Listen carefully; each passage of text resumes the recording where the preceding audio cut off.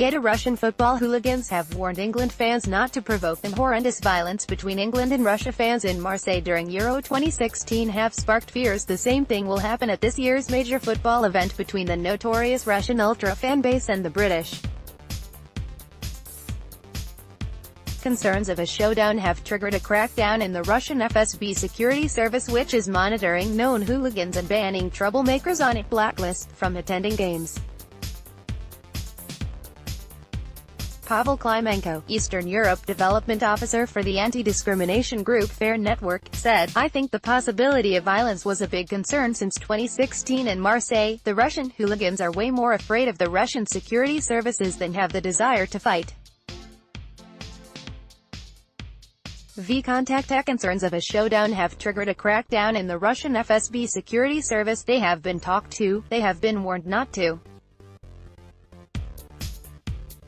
Many of them have had meetings with the authorities and they are obliged not to organize or participate in violence during the World Cup. Many of them are signing the papers, their homes were searched and some of them are getting into World Cup banning orders. There are around 400 names on this blacklist. Ilya Artemiev for the Moscow-based Sova Center think tank said any disorder would be an embarrassment to Russian President Vladimir Putin at home, as well as internationally. He said, "It looks like the ultras and the hooligans are under pressure from the police and FSB. Basically, the ultras and the hooligans were given a clear signal to behave well if they don't want serious problems. Much is at stake for the authorities, so if violence breaks out, it will be a severe blow for the reputation of the Kremlin, not only abroad, where its image is already damaged, but also domestically, in the eyes of ordinary Russians." Mr. Artemiev believes there have been at least 14 criminal cases against football fans on hooliganism and extremism charges in the last 3 years. England could end up playing second-round matches in the town of Samara. Samara's football club has a radical group known as TOYS.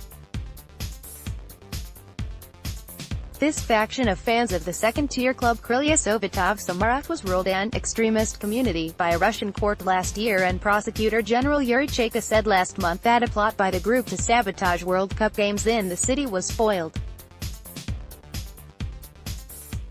The ultras subculture has evolved from the beer-swigging 1980s stereotype of football hooligans. Julia Amatuni, an academic in the anthropology department at the European University in St. Petersburg, said the crackdowns started even before Euro 2016, after Russia was awarded the World Cup in 2010. She said, "The key hooligans have been located by the police and now are either in prison or avoiding the risk of provocatively active fighting on the streets of big cities." The ultra subculture has evolved from the beer-swigging 1980s stereotype of football hooligans to extreme fitness and mixed martial arts. There are also links to far-right nationalism among elements of the hooliganism, prompting fears that short tempers in the face of perceived provocation could mean violence spontaneously erupting.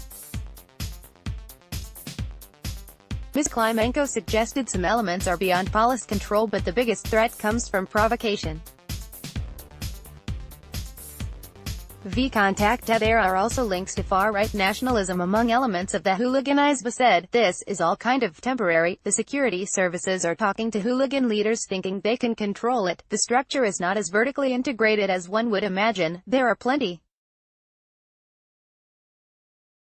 of smaller groups. What I'm worried about is the Russian average football supporter. Average males over 20 have a very short temper, and the line between saying F*** off and punching in the face is very, very thin. If they feel provoked they can react with something physical.